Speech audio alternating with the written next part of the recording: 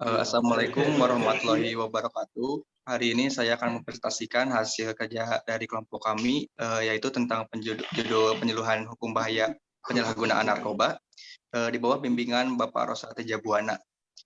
Masuk ke dalam presentasi yang akan dibahas pertama oleh Saudara Pak Piras. Apa itu narkoba? Narkotika adalah zat atau obat baik yang bersifat alamiah, sintetis maupun semi-sintetis yang menimbulkan efek penurunan kesadaran, halusinasi, serta daya rangsang. Sementara menurut Undang-Undang Narkotika Pasal 1 Ayat 1 menyatakan bahwa narkotika merupakan zat buatan ataupun yang berasal dari tanaman yang memberikan efek halusinasi, menurunnya kesadaran, serta menyebabkan kecanduan. Obat-obatan tersebut dapat menimbulkan kecanduan jika pemakaiannya berlebihan. Pemanfaatan dari zat-zat itu adalah sebagai obat penghilang ketenangan. Penyalahgunaannya bisa terkena sanksi hukum. Untuk mengetahui apa saja jenis dan bahaya narkoba bagi kesehatan, simak ulasan berikut ini. Selanjutnya tentang apa itu penyalahgunaan narkoba yang akan dijelaskan oleh Saudara Aldi.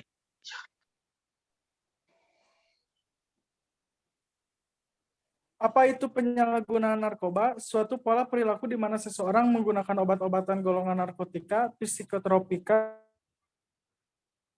dan zat fungsinya.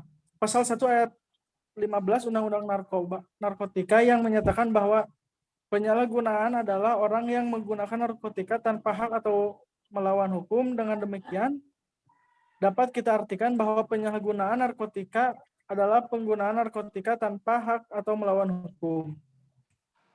Selanjutnya, jenis-jenis narkotika.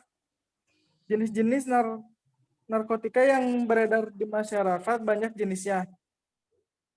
Nomor 35 tahun 2019 tentang narkotika, terdapat ratusan jenis narkotika yang dikelompokkan dalam 3 golongan, yaitu 1. Narkotika golongan 1 hanya dapat digunakan dengan tujuan pengembangan ilmu pengetahuan, tidak digunakan untuk terapi, dan sangat berbahaya apabila dikonsumsi karena beresiko tinggi dan menimbulkan efek kecanduan atau ketergantungan. Jenisnya antara lain heroin, ganja, opium, jicing, katinon, dan tanaman koka. Selanjutnya, narkotika dapat dimanfaatkan untuk pengobatan sebagai pilihan terakhir sesuai dengan resep dokter, untuk terapi, dan untuk tujuan pengembangan ilmu. Meskipun demikian, narkotika jenis ini juga berpotensi tinggi menimbulkan ketergantungan bagi pemakainya. Jenisnya antara lain morfin, prodina, dan lain-lain. Selanjutnya, narkotika golongan 3 berkhasiat untuk pengobatan, terapi, dan untuk tujuan pengembangan ilmu pengetahuan. Narkotika juga berpotensi ringan, menimbulkan ketergantungan. Jenisnya antara lain kodein, baprenofin, etilmorfina, nikokodina, palkodina, dan propiram. Selanjutnya akan dilanjutkan oleh Saudara Arafi. Berdasarkan pada bahan pembuatannya, terdapat jenis narkotika yang bisa didapat secara alami dan ada yang dibuat melalui proses kimia. A. Narkotika sintetis yang didapatkan dari proses pengolahan yang rumit sering dimanfaatkan untuk keperluan pengobatan dan penelitian. Contohnya amfetamin, metadon, dexamfetamin, dan sebagainya. Narkotika semi-sintetis yang diolah menggunakan bahan utama berupa narkotika alami yang kemudian diisolasi dengan cara diekstrasi atau memakai proses lainnya. Contohnya adalah morfin, heroin, kodein, dan lain-lain.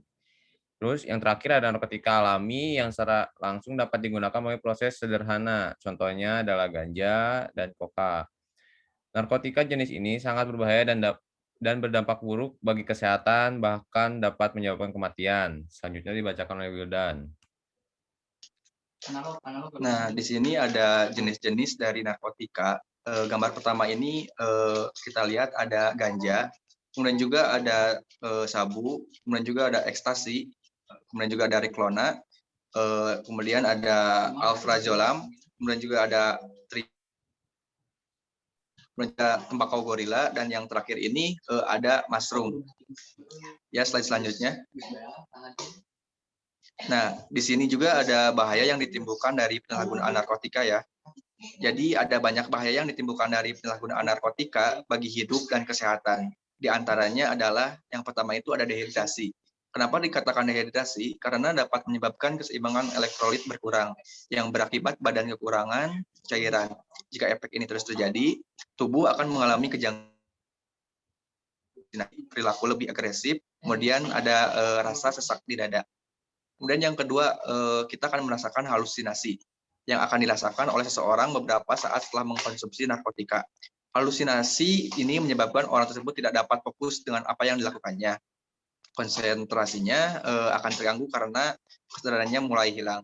Dan juga yang ketiga, menurunnya tingkat kesadaran. Karena mengkonsumsi narkotika dalam dosis yang berlebih, efeknya justru membuat tubuh terlalu rileks, sehingga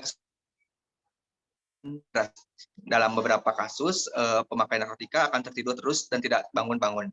Dan juga ada kematian, merupakan dampak yang paling buruk karena mengkonsumsi narkotika dengan dosis yang tinggi, atau sering dikenal dengan overdosis. Pemakaian sabu-sabu, opium, dan kokain dapat menyebabkan tubuh kejang-kejang dan apabila dibiarkan dapat menimbulkan kematian. Kemudian bahaya yang ditimbulkan dari penyalahgunaan narkotika ini, yang terakhir ada gangguan kualitas hidup. Karena bahaya mengkonsumsi narkotika tidak hanya berdampak buruk kondisi tubuh, akan tetapi dapat pula mempengaruhi kualitas hidup. Misalnya susah berkonsentrasi saat bekerja. Nah, ini penghasilannya menurun yang menyebabkan masalah dalam bidang keuangan dan mungkin dapat berurusan dengan pihak kepolisian jika terbukti melakukan pelanggaran hukum. Kemudian slide selanjutnya ada penjelasan dari dasar-dasar hukum yang akan dijelaskan oleh Saudara Raja. Baiklah, dasar hukumnya yaitu Undang-Undang Nomor 35 yaitu penggunaan narkotika menurut Undang-Undang Nomor 35 Tahun 2009 tentang narkotika dibagi menjadi dua. Yang pertama, pecandu narkotika yaitu orang yang menggunakan atau menyalahgunakan narkotika dan dalam keadaan ketergantungan pada narkotika, baik secara fisik maupun psikis. Lihat dalam pasal 1 angka 13, Jungto pasal 54, Jungto pasal 127. Yang kedua, penyalahguna yaitu orang yang menggunakan narkotika tanpa hak hukum. Lihat pada pasal 1 angka 13 Undang-Undang Narkotika. Penyalahgunaan narkotika pasal 1 angka 15 Jungto pasal 54 Jungto pasal 127. Selanjutnya, penjelasan mengenai pengedar narkotika dalam Undang-Undang Nomor 35 Tahun 2009. Khusus bagi orang yang mengedarkan, menyalurkan, memiliki, menguasai, menjadi perantara, menyediakan, memperjualbelikan, mengekspor, impor narkotika tanpa izin pihak berwenang, dikenakan sanksi pidana penjara selama antara 2 sampai 20 tahun, bahkan sampai pidana mati atau pidana penjara seumur hidup, tergantung dari jenis dan banyaknya narkotika yang diedarkan, disalurkan, atau diperjualbelikan. Lebih detail bisa dilihat dalam ketentuan pidana dari pasal 111 sampai pasal 126 Undang-Undang Narkotika. Selanjutnya,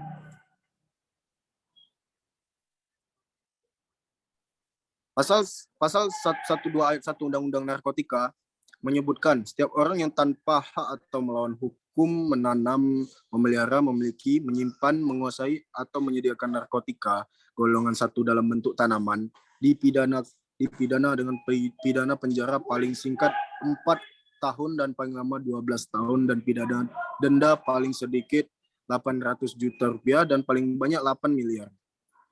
Pasal 127 menyebutkan setiap orang penyalahguna narkotika golongan 1 bagi diri sendiri dipidana dengan pidana paling lama penjara 4 tahun. Penggunaan golongan 2 bagi diri sendiri dipidana paling lama 2 tahun dan penggunaan golongan 3 bagi diri sendiri dipidana penjara paling lama 1 tahun. Dan yang terakhir, pasal 127 ayat 3 Undang-Undang Narkotika menyebutkan jika penyalahgunaan narkoba terbukti hanya menjadi korban, maka individu wajib menerima rehabilitas medis dan rehabilitas sosial sesuai isi dari undang-undang tersebut. Sekian, terima kasih. Alhamdulillah, presentasi yang hari ini telah disampaikan. Mohon maaf bila ada kata yang salah dari kelompok kami. Bila ada yang mau nanya, kita kasih kesempatan di kolom komentar. Terima kasih. Billahi taufiq wal hidayah. Assalamualaikum warahmatullahi wabarakatuh.